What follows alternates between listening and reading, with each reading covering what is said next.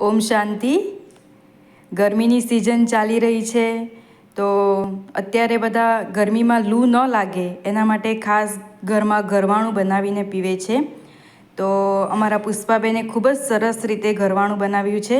તો આપણે પુષ્પાબેનને પૂછીએ કે તમે કેવી રીતે ગરવાણું બનાવ્યું. એક તપેલીમાં ગોળનું પાણી કરવું, ત્યાર પછી બીજી બાજુ ઘી નાખીને રવો થોડોક શેકવો, થોડોક લોટ નાખવો. એ શેકાવા આવે એટલે કોપરું નાખવું. કોપરું નાખ્યા પછી થોડીક વાર એને કેરી નાખી દેવી. હા.